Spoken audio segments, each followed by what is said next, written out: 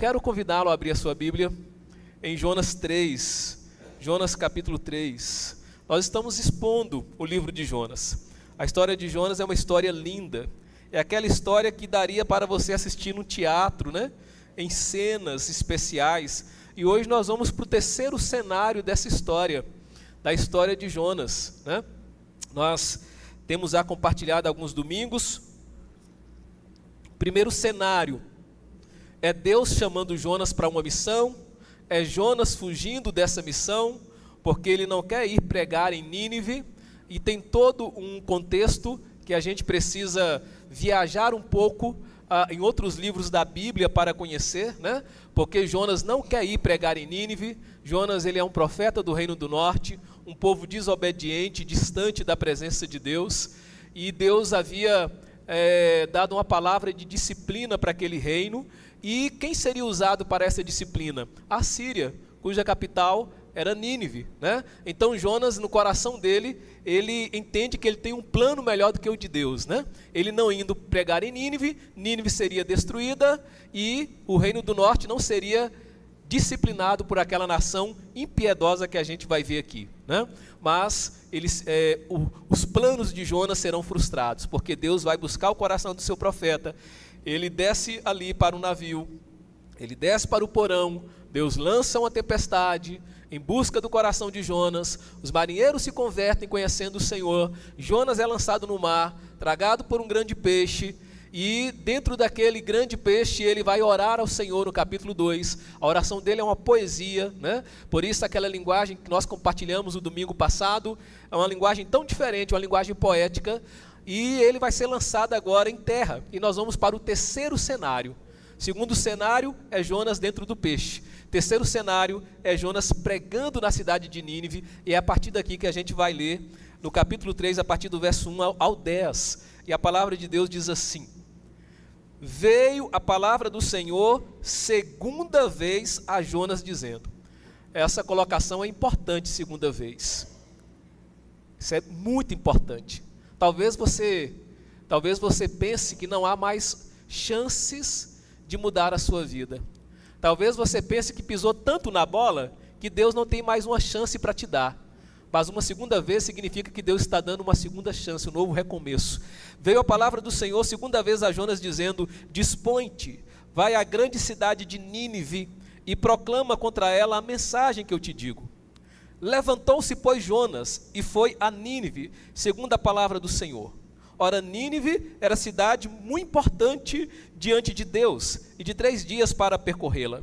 Começou Jonas a percorrer a cidade, caminho de um dia, e pregava e dizia: ainda 40 dias e Nínive será subvertida. A gente parece até que Jonas saiu correndo e pregando correndo, né? O texto fala que era de 3 dias, e a Bíblia no verso seguinte diz um dia. Parece que ele saiu correndo e pregando a mensagem relâmpago, né?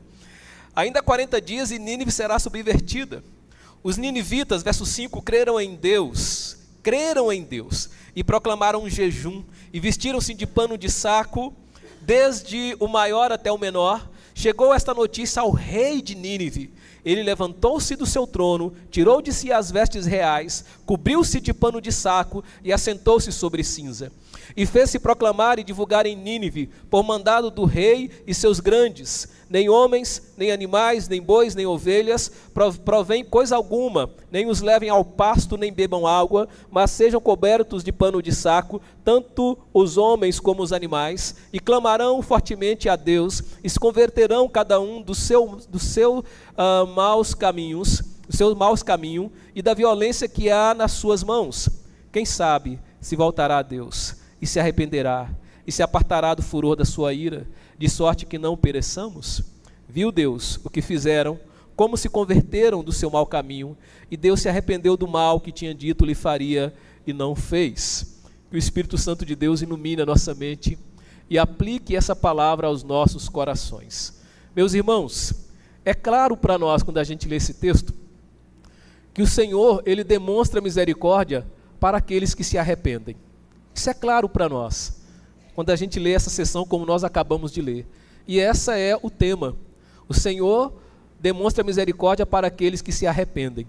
Eu acabei de falar que Jonas não queria ir pregar em Nínive, porque a profecia era que Nínive seria a Síria, cuja capital era Nínive, seria usada para disciplinar Israel, que era o reino do norte. Agora, para a gente poder compreender melhor, a cidade de Nínive é uma cidade que era conhecida como centro do culto à fertilidade,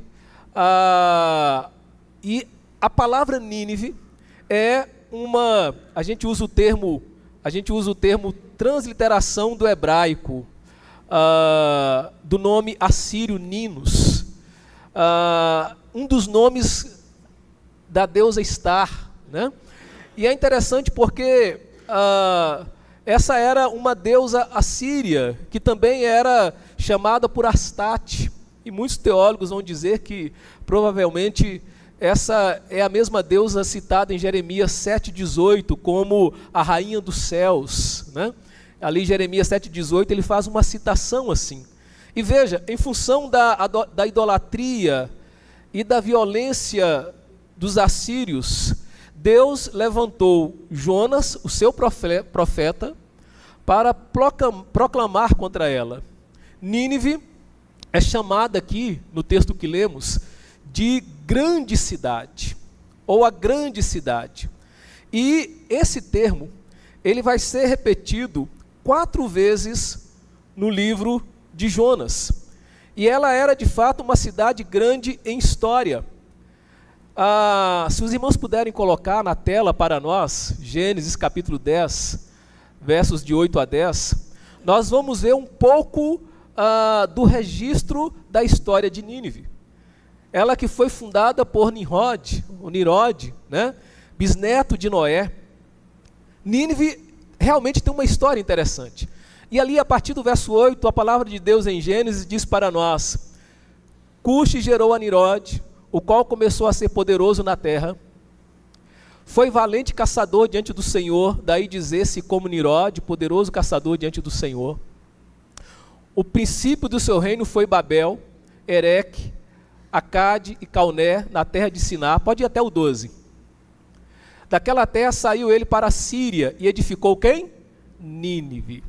Rebote, ir e calar. Até aí tá bom. Edificou Nínive. Então olha como que a palavra de Deus está nos remetendo à origem dessa cidade, né? Nínive também era grande, não apenas em tamanho, em poder, para a sua época era uma cidade grandiosa. Mas Nínive também era grande em pecado, pois os assírios eram conhecidos por todos os vizinhos por sua violência, por sua crueldade com os inimigos. Há registros históricos de que os assírios, eles empalavam vivas as suas vítimas em estacas pontiagudas, e deixava-as assando até a morte lá no calor do deserto. Decapitavam pessoas aos milhares e empilhavam os seus crânios perto das portas da cidade e até esfolavam pessoas vivas. Tal era a crueldade dos assírios. Não respeitavam sexo nem idade e seguiam uma política cruel de matar bebês, crianças pequenas, por não terem como cuidar delas. Então era uma nação impiedosa, cruel. Então uma sentença foi dada por Deus. Essa crueldade, essa maldade de Nínive subiu aos céus, chegou aos ouvidos de Deus. Nínive era culpada, e o Senhor então enviou Jonas para avisá-la que em 40 dias ela seria totalmente destruída. Totalmente destruída. Mas algo muito interessante e surpreendente aconteceu. Algo assim, algo tão extraordinário que a gente não tem precedentes na história. Nunca uma potência mundial agiu dessa maneira, como Nínive agiu. Um império, uma cidade poderosa, que ao ouvir, e olha que ela ouviu um anúncio de destruição.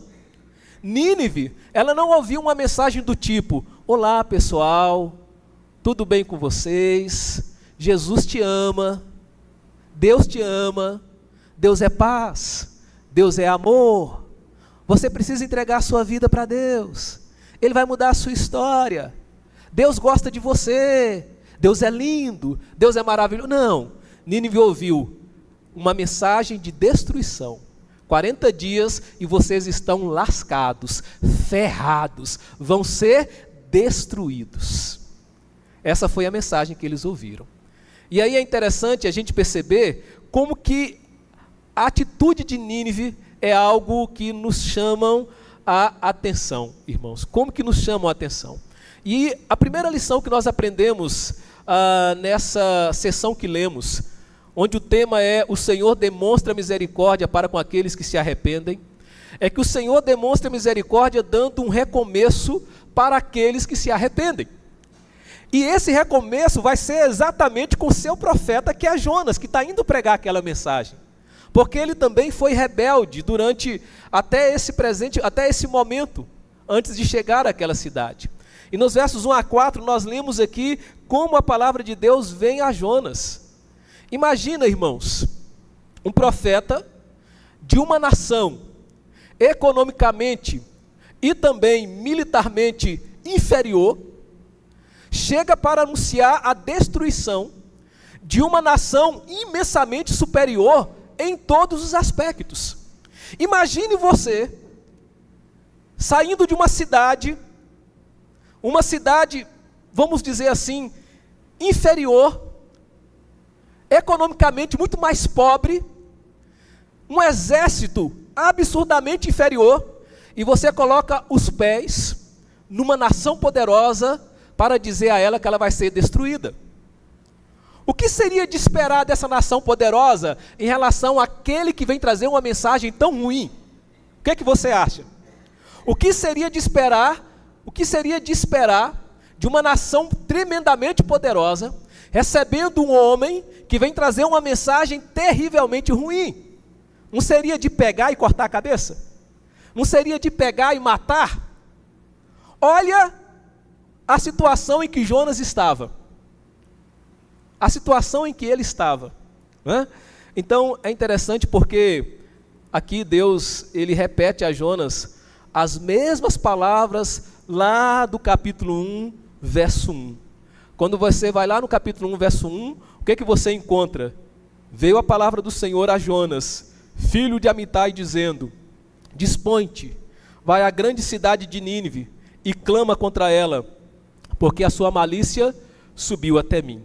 Quando você vai para Jonas 3:1, o que está acontecendo? Veio a palavra do Senhor, segunda vez a Jonas dizendo: dispõe-te, vai à grande cidade de Nínive e proclama contra ela. Então, olha que interessante. Deus repete as mesmas palavras do primeiro chamado. Deus não perdeu a esperança no chamado de Jonas. Jonas foi rebelde, desobediente. Deus tratou o coração de Jonas. Deus trouxe Jonas de novo para a sua presença. E é interessante a gente perceber isso. Deus não perdeu a esperança. Deus buscou o coração de Jonas. Jonas pisou na bola. Talvez muitos que estão me ouvindo estão nessa condição. Cometeram tantos erros, tantas falhas, pisaram tanto na bola, como por assim dizer, que se sentem às vezes até envergonhados diante do Senhor, ou até envergonhados de voltar para a presença de Deus. Mas Deus é um Deus de misericórdia. Deus é um Deus de misericórdia. E Ele não perdeu a esperança no chamado que um dia Ele te deu, que um dia Ele colocou no seu coração. Talvez você tenha se afastado da presença de Deus, talvez você tenha se distanciado da presença de Deus, tenha sido rebelde, desobediente, buscado outros caminhos, mas Deus, Ele continua buscando também o seu coração. Ele continua dizendo a você que tem um recomeço para a sua vida, tem um recomeço para a sua história. Jonas recebe a proposta de um novo começo. Olha que coisa interessante, depois de literalmente estar no pior abismo, Jonas recebe agora uma segunda chance. E Deus já tinha demonstrado a misericórdia na vida de Jonas em muitos momentos, como nós vimos nos capítulos anteriores. Ele, quando foge da presença de Deus, Deus lança uma tempestade em busca de Jonas. Depois Deus lança um grande peixe para proteger Jonas. Deus é um Deus de recomeços. O recomeço de Deus na nossa vida para cumprirmos a sua missão é para que a vontade dele prevaleça. É para que a vontade dele reine em nós. Então, que coisa interessante temos aqui. A segunda vez veio a palavra do Senhor. É Deus dando recomeço. É Deus dando uma nova chance. É Deus dizendo que não perdeu a esperança, apesar da rebeldia, da desobediência, porque agora o coração de Jonas se voltou para o Senhor. E aí vem o verso 2 dizendo que Deus dizendo para ele da missão, para que ele pudesse se levantar e a grande cidade de Nínive e pregar contra ela a mensagem, a palavra, né? E é interessante a expressão, a mensagem que eu te digo. A mensagem que eu te digo. Irmãos, essas palavras destacam a origem divina da pregação de Jonas, da mensagem de Jonas. A mensagem que Jonas comunica não é sua, ela vem de Deus. Nós não fomos chamados, irmãos, para adivinhar a palavra de Deus. Nós não fomos chamados para inventar uma mensagem. Nós não fomos chamados para dizer o que nós achamos, o que nós queremos. Nós não fomos chamados para dizer aquilo que nós pensamos que é o melhor. Nós já temos uma mensagem, nós já temos uma palavra, ela está escrita. É a palavra de Deus. Nós não temos autoridade para mudar essa palavra, para poder prostituir essa palavra, para adulterar essa palavra ao nosso bel prazer. Nós somos chamados para proclamar o que está escrito. Por isso Deus diz a Jonas, prega a mensagem que eu te digo. Não é da sua cachola, não é o que você quer, é a mensagem que eu te digo. E é interessante porque Jonas, ele então se levanta e ele imediatamente obedece. Também é algo interessante. Por quê? Porque no capítulo 1, a palavra de Deus diz que Jonas ele se levanta sim, mas ele se levanta para fugir da presença de Deus. Aqui não, aqui a história muda.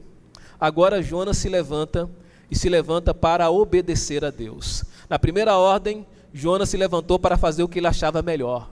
Agora ele se levanta para fazer segundo a palavra do Senhor. Segundo a palavra do Senhor.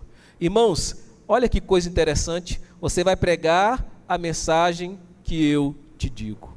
Você vai pregar a mensagem que eu te digo. E a mensagem era o quê? Era uma mensagem de confronto.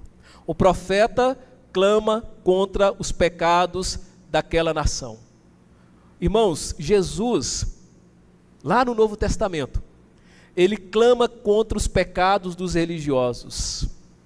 A mensagem, a palavra de Deus, ela é confrontadora. Confrontadora.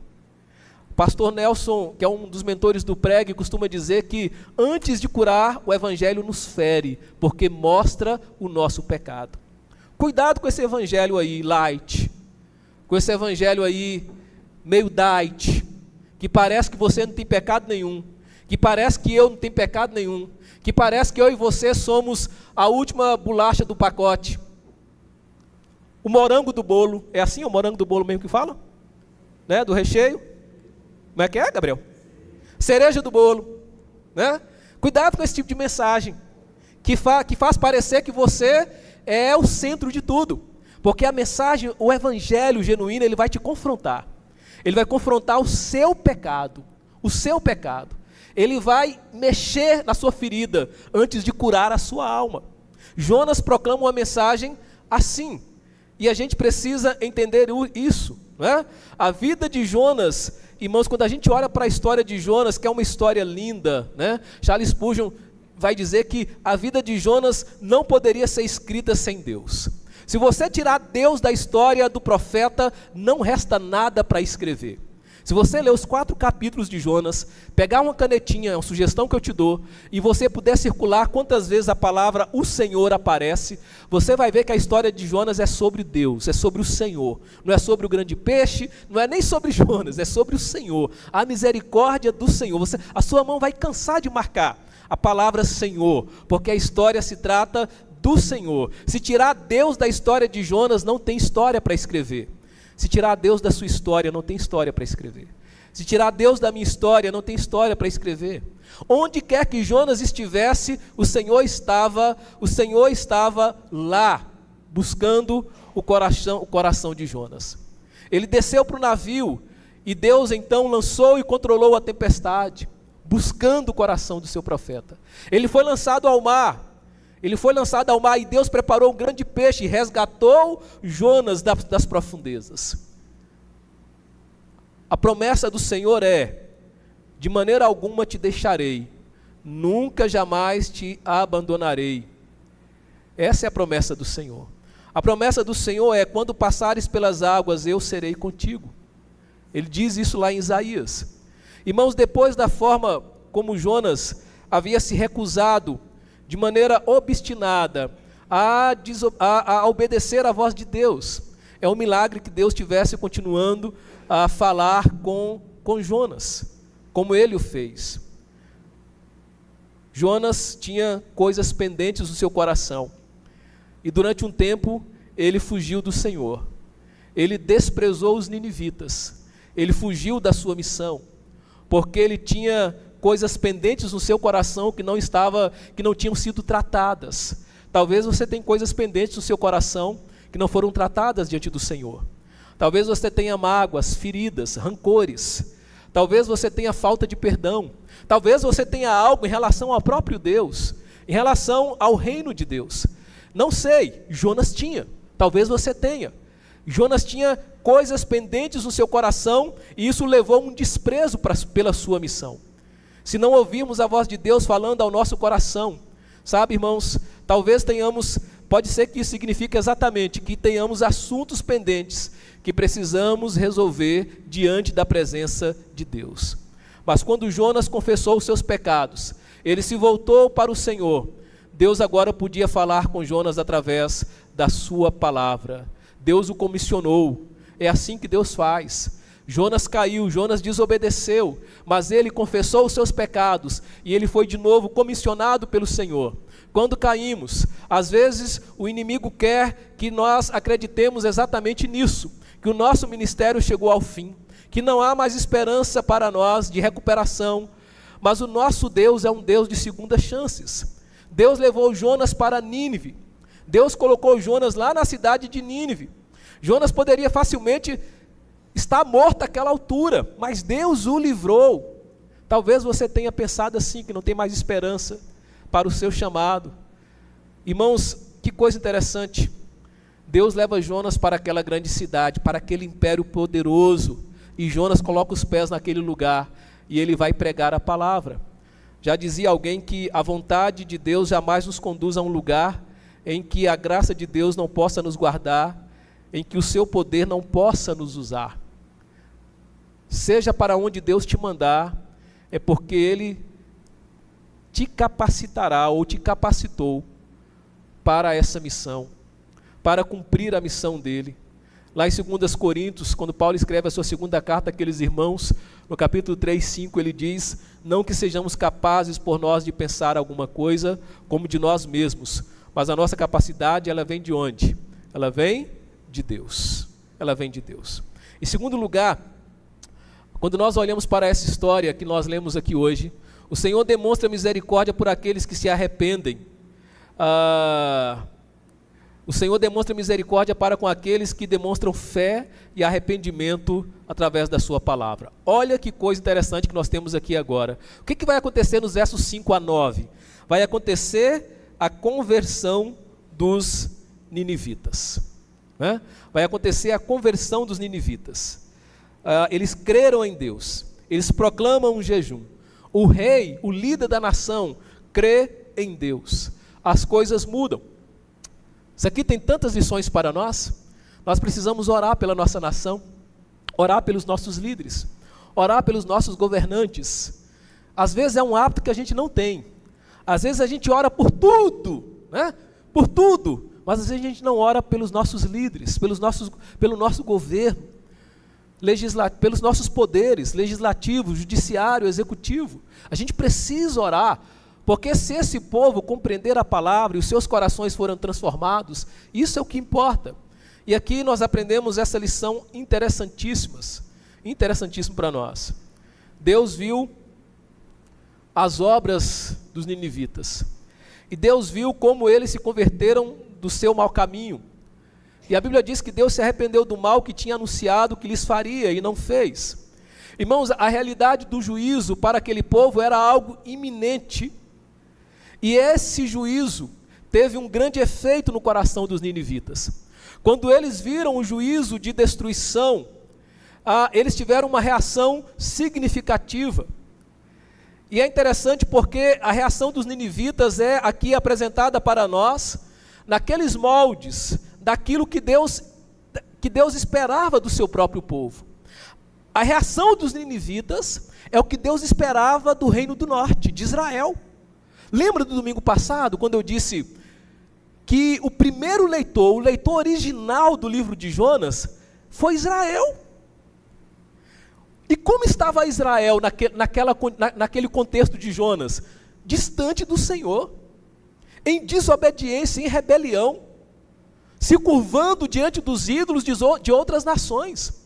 Deus queria mostrar para o seu próprio povo que se ele tem misericórdia com uma nação pagã, que em origem não foi separada por ele, mas se ele tinha misericórdia para com aquela nação pagã, a ponto de salvar aqueles que se converteram a ele, ele também teria misericórdia do seu povo. Deus queria que Israel voltasse para a sua presença. O primeiro leitor é o reino do norte, é os israelitas. A figura de Jonas aqui é a figura de Israel também, porque Israel está fugindo da presença de Deus. Então Deus está usando a história de Jonas para ensinar em primeira mão o seu povo a se voltar para ele, a se voltar para a presença dele. Então Deus vê aqui a reação dos ninivitas. E aí, como eles confiam no Senhor, eles proclamam jejum, eles se vestem de pano, de saco. E por que eles fazem isso? Esse hábito aparentemente estranho para nós nos dias de hoje. Lá no mundo antigo, esse era um meio comum de expressar tristeza, de expressar humildade, de expressar penitência. Eram as marcas do verdadeiro arrependimento. Então, quando um povo realmente se conduía do seu pecado, eles demonstravam expressões desse arrependimento.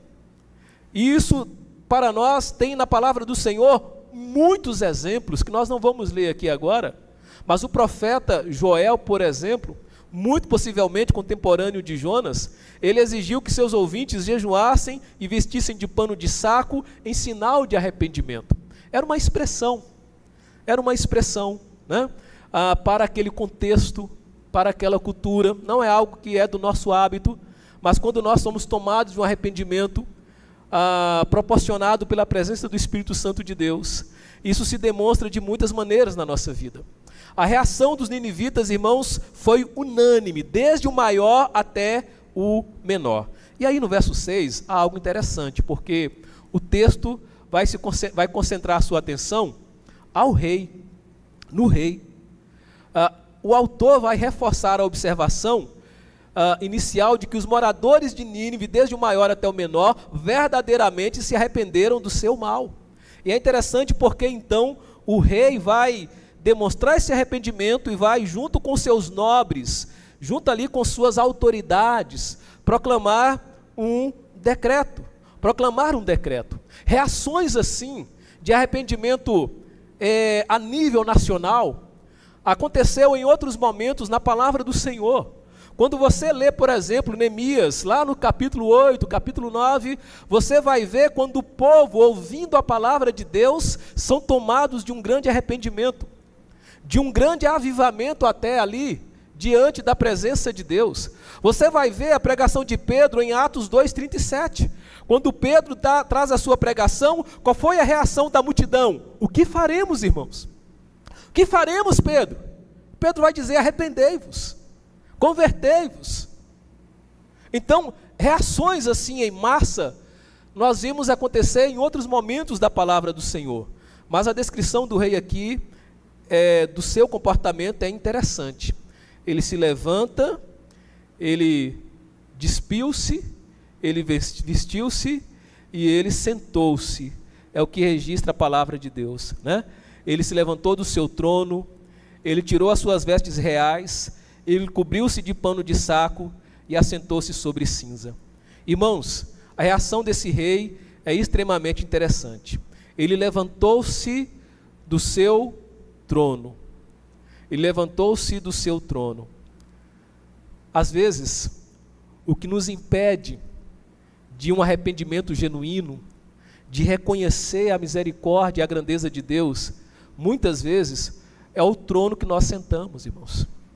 Quantos reis na história de Israel e de Judá não reconheceram a soberania de Deus, mas se apegaram à vaidade do seu poder?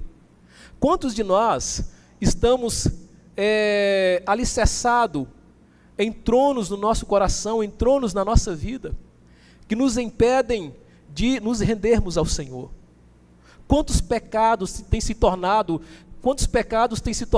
tronos dentro de nós, ocupado o nosso coração?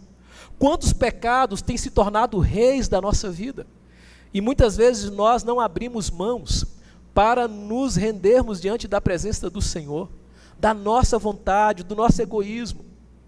Sabe, esse rei levantou-se do seu trono, e ele, trocando seus mantos reais por pano de saco, ele se senta no chão, no meio do pó e da cinza, numa expressão de arrependimento. Há muitas coisas que nós consideramos boas, e que às vezes nos impedem de nos render diante do Senhor, porque o pecado é assim. O pecado, ele tem a aparência de que é bom, mas a gente não sabe que o seu fim é um fim de morte. Sabe, isso é uma grande lição para nós guardarmos no nosso coração, irmãos. Essa atitude do rei simboliza a sua fragilidade, simboliza a sua inutilidade humana. Ele estava no trono, ele era o imperador de uma das nações mais poderosas da sua época, se não a mais poderosa da sua época. Ele poderia ter endurecido o seu coração como fez Faraó lá atrás. Ele poderia ter o seu coração endurecido, mas ele se rende diante do Senhor. Ele tem esses gestos que vai simbolizar a sua fragilidade, a sua inutilidade humana, porque é assim que é a vida, é frágil.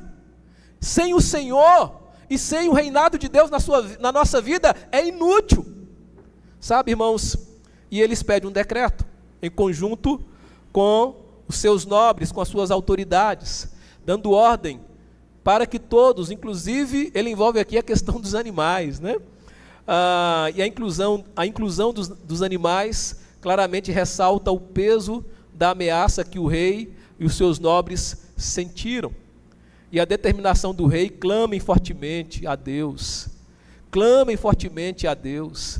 Sabe, irmãos, o rei usa uma expressão interessante, porque aqui no livro de Jonas, os marinheiros clamaram fortemente a Deus. E o que Deus fez? Deus ouviu a oração dos marinheiros.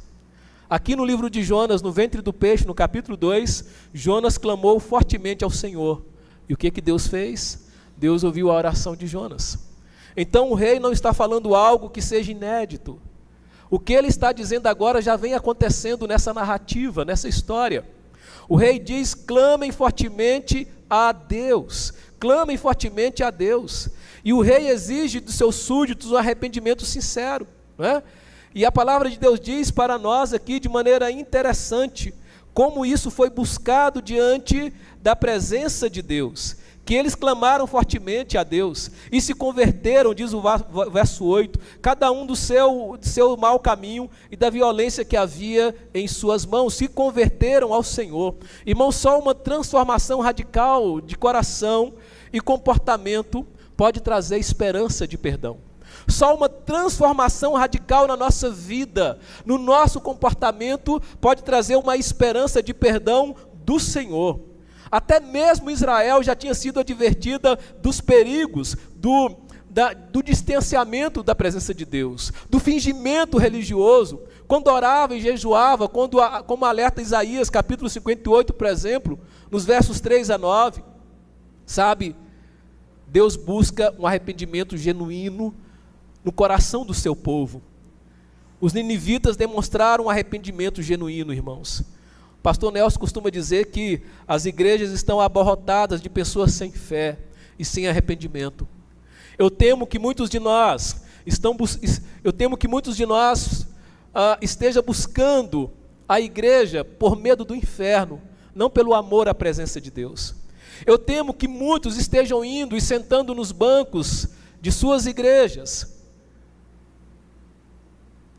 em busca de um bem-estar, em busca de uma comodidade, mas não por um arrependimento sincero, não por uma fé genuína. É preciso fé e arrependimento. Fé e arrependimento. Sentar no banco de uma igreja durante toda a sua vida, só pelo desejo de se sentir bem, só pelo medo de não ir para o inferno, sem estar amando a presença de Deus, não te livra do inferno. Sem ter fé e arrependimento verdadeiros no seu coração, genuínos, em seu coração de se humilhar diante do Senhor, não te livra do inferno.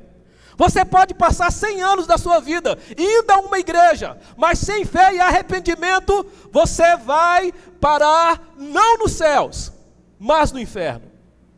É preciso fé, é preciso arrependimento no coração de quem busca a presença de Deus.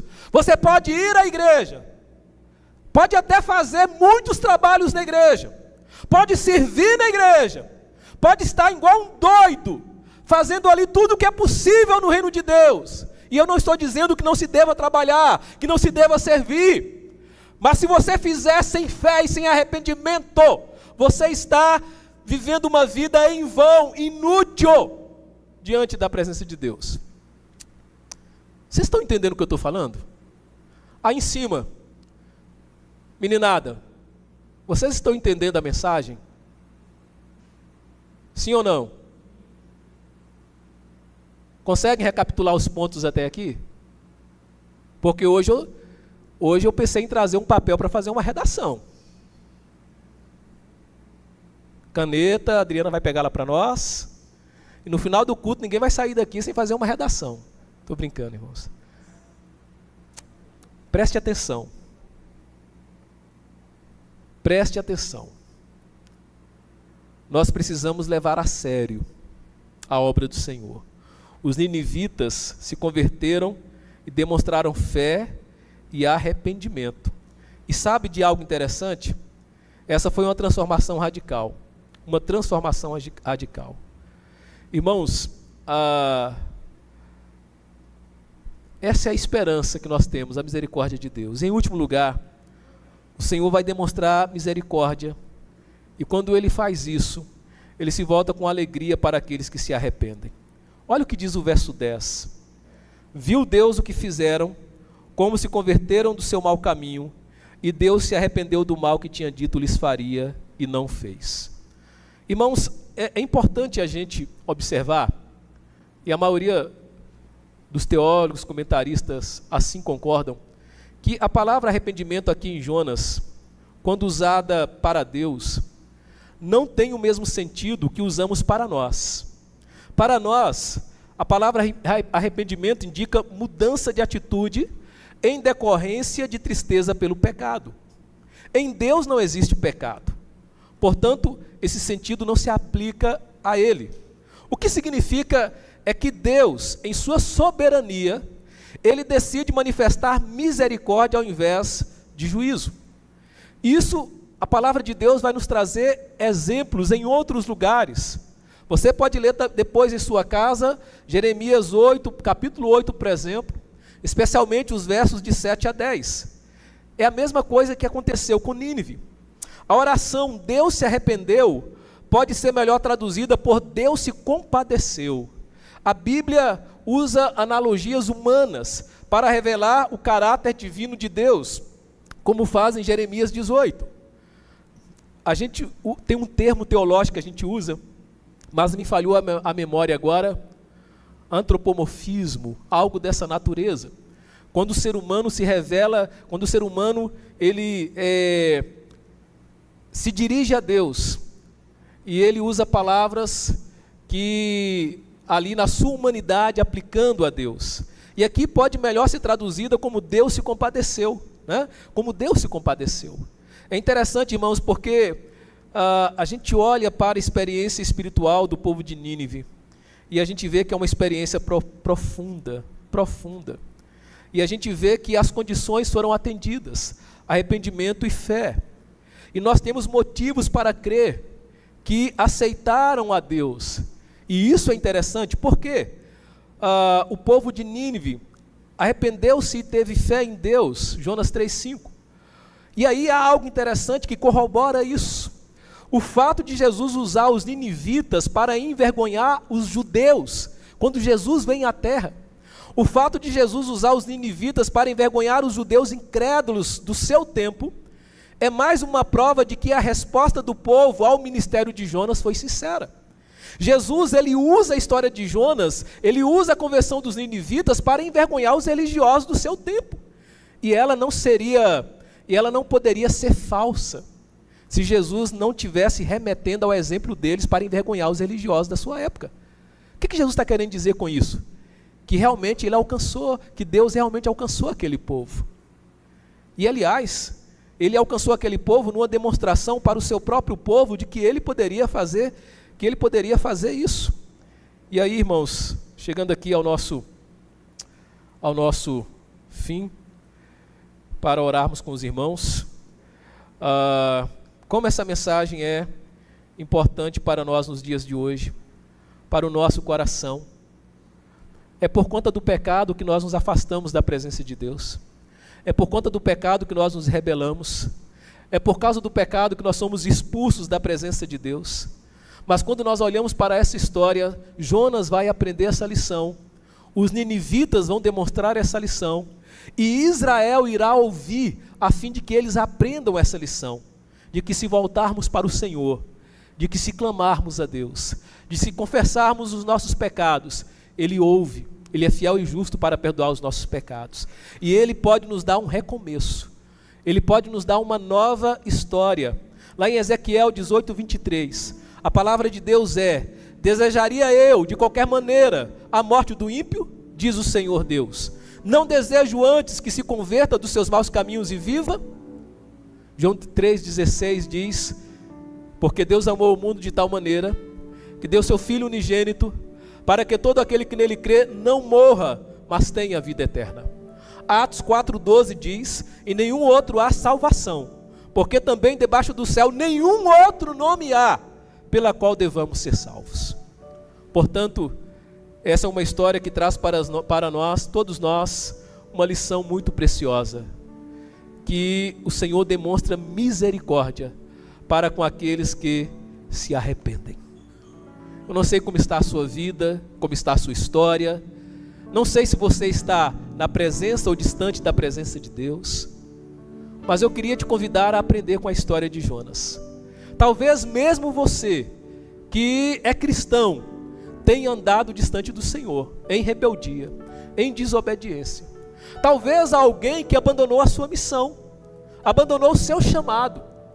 Mas olha como a história nos ensina, que Deus é um Deus de recomeços, Deus é um Deus de nova chance. Deus deu uma nova chance lá no capítulo 1 para os marinheiros pagãos, que conheceram o Senhor na tempestade. Deus deu uma nova chance para Jonas, que fugia da sua presença. E Deus deu uma nova chance para os ninivitas. E Deus estava querendo dar e buscando dar uma nova chance para Israel, o seu povo. Deus é um Deus de recomeço. Ele é um Deus de misericórdia. Se clamarmos e confessarmos, Ele irá ouvir. Sabe, Jesus desceu, morreu na cruz pelos nossos pecados. E portanto, nós podemos clamar por perdão pelo sangue de Jesus. E podemos ouvir a voz de Deus, liberando perdão sobre a nossa vida. Em 1 João 1,9, essa é a orientação. Se confessarmos os nossos pecados, Deus é fiel e justo para perdoar os nossos pecados. É aí que começa a nossa segunda chance. É aí que recomeça a nossa história. Quando nós confessamos e quando nós recebemos perdão de Deus. Vamos ficar de pé em nome de Jesus? Orar o Senhor. Quero orar a Deus com você agora. E logo após esse cântico nós também estaremos encerrando esse momento. E quando encerrarmos eu vou pedir a você que termine cumprimentando o seu irmão, dando um abraço nele. Mais uma vez a nossa gratidão por todos os convidados que vieram hoje. Deus abençoe a sua vida. É uma alegria muito grande tê-los conosco aqui nessa noite, né? Depois eu vi que chegou ali o Gustavo, a Rose, que são meus primos também. Falando para você, a minha família está vindo toda para cá. Estou brincando. Gustavo e a Rose são membros lá da Memorial, né? Do nosso querido pastor Desidério. Pastor Demétrios. Do nosso querido pastor Demétrios, né? E eles são diáconos lá também. E nós ficamos alegres pela presença dele. Rosemária é irmã do Abner, que está no último banco. Que Deus abençoe em nome de Jesus, né?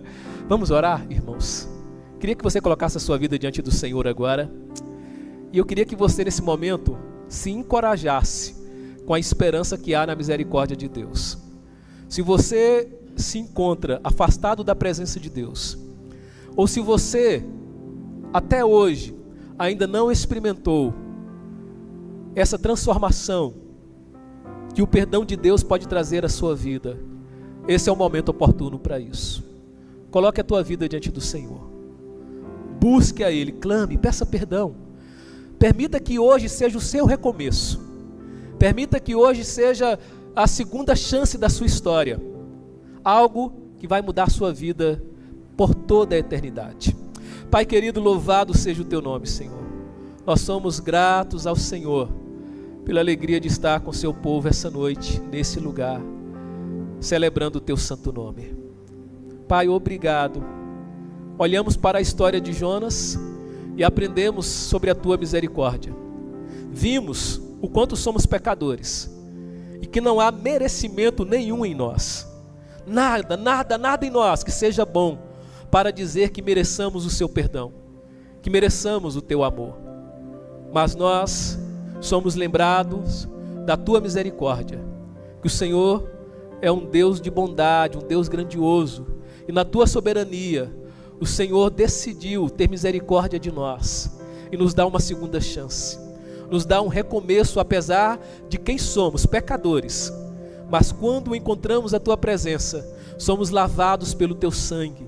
O sangue de Cristo nos purifica de todo o pecado, nos faz um novo homem, nos dá uma nova história. Ó Pai, nós oramos ao Senhor, porque nós nos apegamos a essa esperança. A esperança que os ninivitas naquele dia, naquela história, se apegaram, de que se clamassem fortemente ao Senhor, de que se convertessem dos seus maus caminhos, ouviria dos céus o perdão dos seus pecados e mudaria a sua história. Muitos homens hoje, muitas mulheres se encontram nessa condição. E hoje é o dia de clamar fortemente ao Senhor. Pai, aqueles que agora clamam fortemente diante da tua presença, aqueles que agora se voltam para o Senhor, aqueles que pedem perdão dos seus pecados, aqueles, ó Pai, que oram por um recomeço e uma segunda chance, oramos para que dos céus, para que o Senhor responda a esse coração, que possa ouvir a tua voz de maneira clara, dizendo: perdoados são os teus pecados, e possam experimentar uma nova história na sua vida. Ó Deus, nós oramos ao Senhor, e assim clamamos, que a graça do nosso Senhor Jesus Cristo, que o amor de Deus Pai, e que as consolações do Espírito Santo de Deus, seja sobre todo o seu povo, em nome de Jesus. Amém, amém. Deus abençoe a sua vida, meu irmão. Lembrando que domingo que vem é culto matutino, não é? Domingo que vem é culto matutino. Nós temos um café maravilhoso aqui. Começa às 7h30 da manhã. Você não pode faltar. Você convidado que está presente não pode faltar. Esteja conosco. Vamos cantar e ao terminar estamos assim concluindo.